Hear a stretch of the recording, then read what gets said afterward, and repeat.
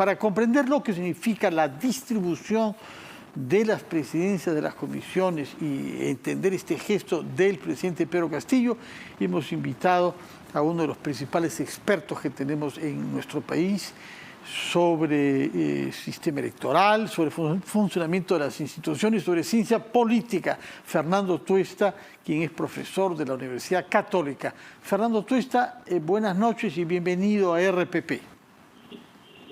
¿Qué tal? Buenas noches, Fernando. Un gusto. ¿Cómo interpreta usted el juego político, si es que podemos llamarlo juego, que se ha venido produciendo al interior del Congreso de la República y también el de las relaciones entre el Ejecutivo y el Parlamento? Bueno, lo sucedido el día de ayer es una muestra de la impericia de parte del gobierno y sobre todo del Perú Libre y la constitución de una oposición que no va a dar ninguna tregua al gobierno. No recuerdo ningún episodio como antecedente en que el partido de gobierno, y que a su vez tenía la primera mayoría en términos de escaños, haya sido desplazado de absolutamente todas las comisiones importantes. Porque así ha sido. La derrota política, la segunda derrota política de Perú Libre, en menos de un mes, habiendo sido desplazado de todo, de la dirección del Parlamento, de las presidencias, las comisiones importantes, que es lo que se ha distribuido el día de ayer.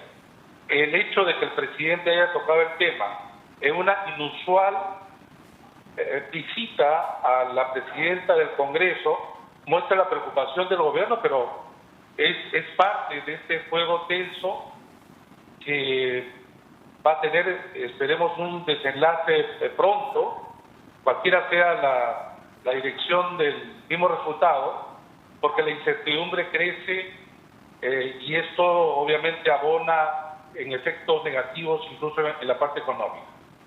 Ahora, todo esto en buena cuenta es una reacción a la interpretación que se ha hecho en el Congreso de que el gabinete ministerial nombrado por el presidente de la República bajo la presidencia de Guido Bellido es una provocación contra el Congreso. Bueno, esa es una lectura, ¿no?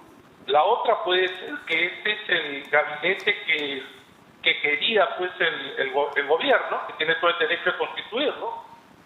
El problema es que constituir un gabinete teniendo como centro el partido político es no solamente un error, sino que no lo han hecho otros partidos más constituidos, menos Perú Libre, ¿no? Y lo que hemos encontrado es ministros con antecedentes penosos cuando no penales.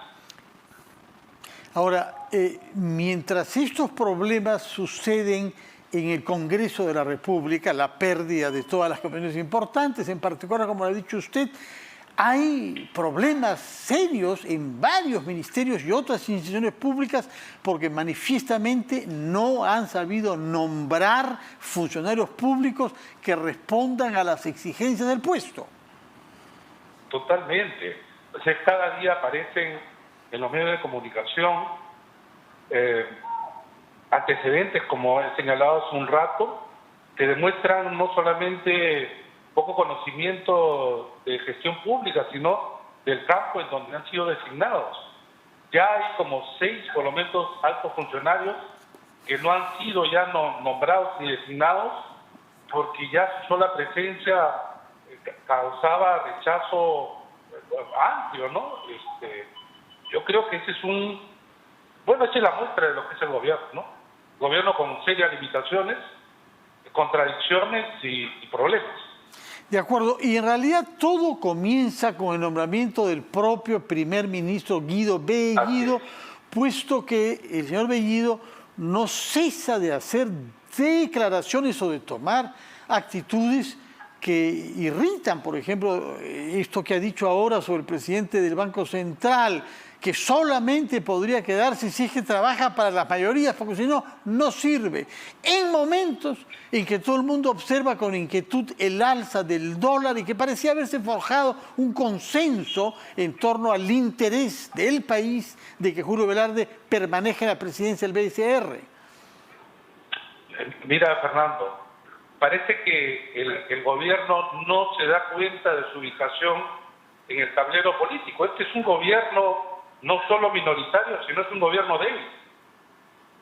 Si es que ya la manifestación de las derrotas que hemos anotado no es suficiente, parece que se van a encontrar contra una pared el día de la interpelación. En todo caso, lo van a hacer sufrir mucho, porque este gabinete tiene serios problemas, es altamente vulnerable y para muchos extremadamente provocador. Y ya no hablar solamente de Guido Bellido, claro, la principal cabeza, pero en otros ministerios, pasando por la Cancillería, en donde ya las declaraciones de Héctor Béjar han suscitado, entiendo yo, por lo menos la iniciativa de interpelarlo en los próximos días. Mira, lo que está ocurriendo es que este gobierno se dispara al pie solo, y no sería raro que los primeros ministros en caer sean por obra y gracia de ellos, y no tanto de una actuación del Parlamento. Por otra parte, hay algunas bancadas y algunos congresistas que están actuando con más anticipación y, por ejemplo, ha surgido la iniciativa de modificar los términos en que la Constitución define la cuestión de confianza. ¿A qué se está aspirando tras esta decisión? Mira, yo sí creo que aquí hay un problema serio de parte ya del Congreso. El Congreso, sí hemos hablado todos los problemas en realidad que tiene el gobierno. Por el lado del Congreso no es que tengamos una composición, digamos, de la cual podamos tener confianza, sino que parece, por lo menos en los primeros momentos, figuras que creo que van a traer problemas. Por ejemplo, lo que tú señalas, tratar de modificar la Constitución en favor del Congreso, cuando en realidad de lo que se trata es de repensar las relaciones ejecutivo-legislativo. En otras palabras, no es posible cambiar la Constitución porque tenemos un problema al frente. Y el problema al frente para el Congreso es el gobierno de Castillo. No puedes cambiar la Constitución, repito, bajo un escenario que no necesariamente es repetible en otras ocasiones. Este es parte de lo que discutimos en la Comisión de Alto Nivel para la Reforma Política. Es necesario hacer un cambio en la Constitución, pero no de esa manera. Yo creo que sería el peor error que realizaría el Congreso. Esperemos que esto no avance más. ¿Cómo percibe usted la sensación difusa en algunos momentos, mucho más precisa en otros, respecto de vínculos, asociaciones, condescendencia, complicidad de personalidades del Ejecutivo y del partido oficialista con el terrorismo y con la violencia armada? Porque resulta que ahora se ha propuesto oficialmente la creación de una comisión para investigar los hechos que se registraron en mayo pasado en Vizcatán del N, donde murieron, como sabemos, en un atentado bárbaro, 16 compatriotas. Y resulta que esta comisión está inspirada en buena cuenta, desde el punto de vista de Perú Libre, por la sospecha de que no fue un acto terrorista, sino de terrorismo de Estado. Y por eso es que se pretende crear una comisión para investigar eso. Bueno, ya se ha mostrado en más de una oportunidad que hay vínculos, o en todo caso simpatías de algunos miembros de Perú Libre en relación, sobre todo como a ADEF, ¿no? Yo no sería tan, digamos, contundente en hablar de una relación tan directa, pero que ha habido, digamos, puntos de encuentro, y esto también en el ámbito magisterial, sin duda. Sin duda. Y eso está llevando a crearse nuevos problemas al gobierno.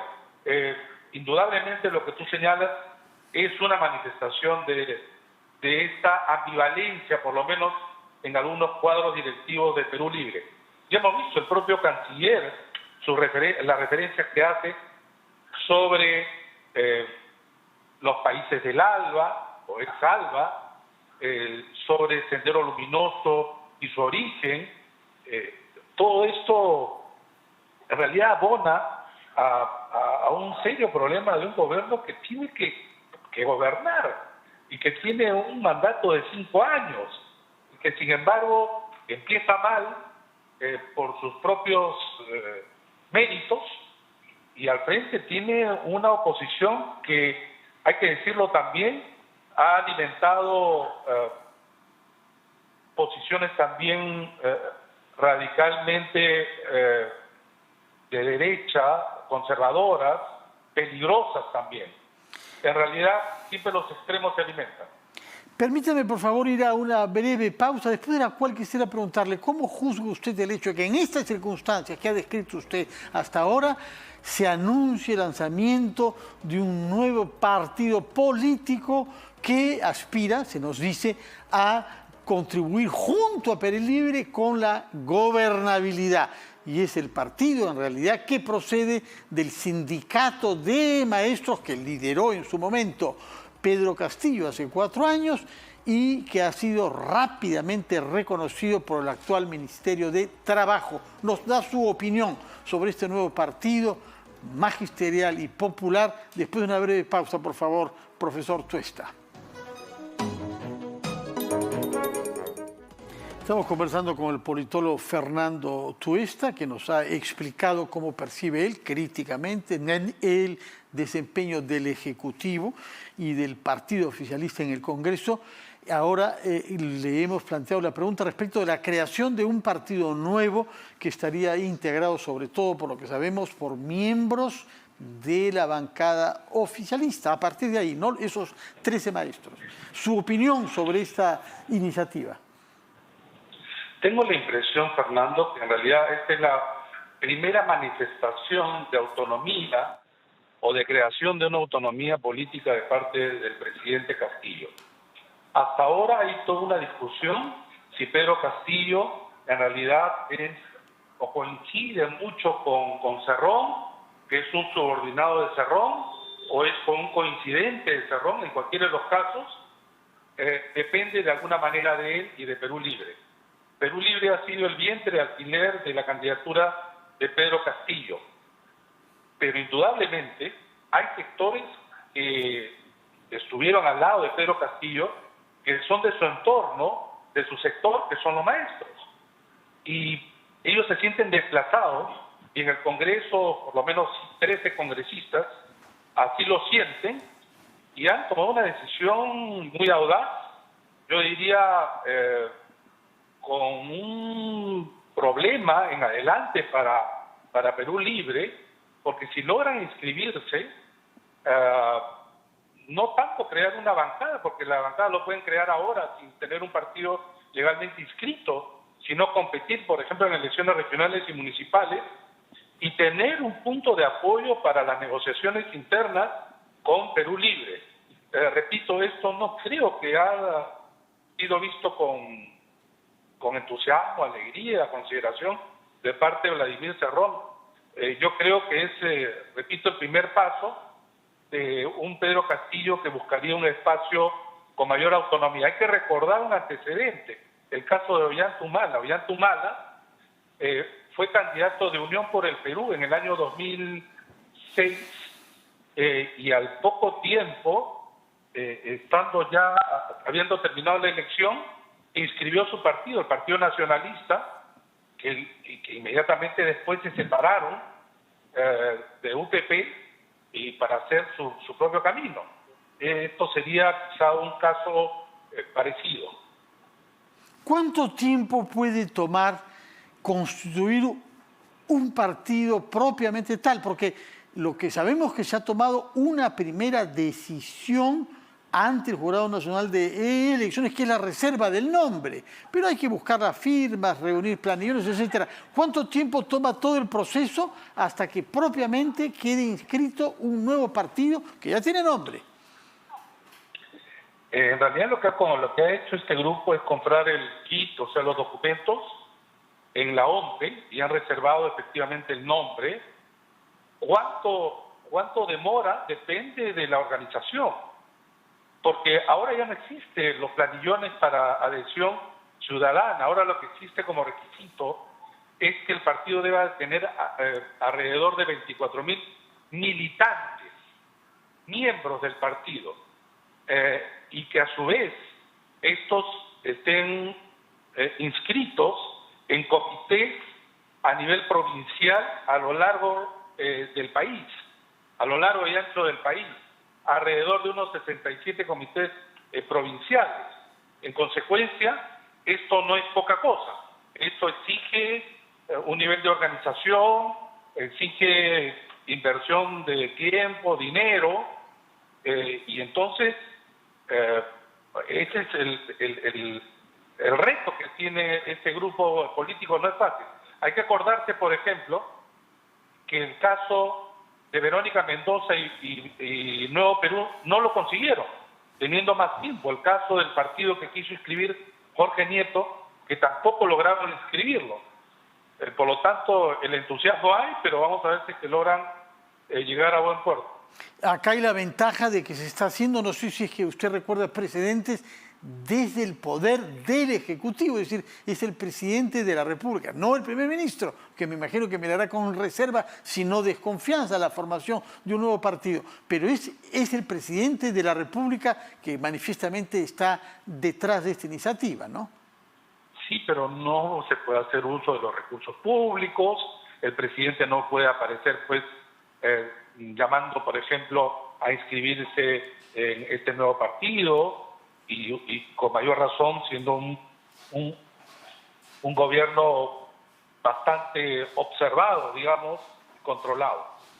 Hay otra variable con la que quiero concluir, que es la variable judicial, porque estamos ante varios procesos de investigación fiscal que se dirigen hacia Vladimir Cerrón u otras personas de su partido, y estamos ante una decisión que debe tomar pronto la Corte Suprema respecto de una casación, y que podría significar que el señor Cerrón deba ir a la cárcel. Bueno, este es un golpe duro político. Ahora sabemos que Vladimir Cerrón no puede tener ningún cargo en la administración pública, está impedido, pero esto ya sería una ratificación de eso. Y también, por cierto, imaginemos una situación mucho más contundente en términos de sentencias firmes.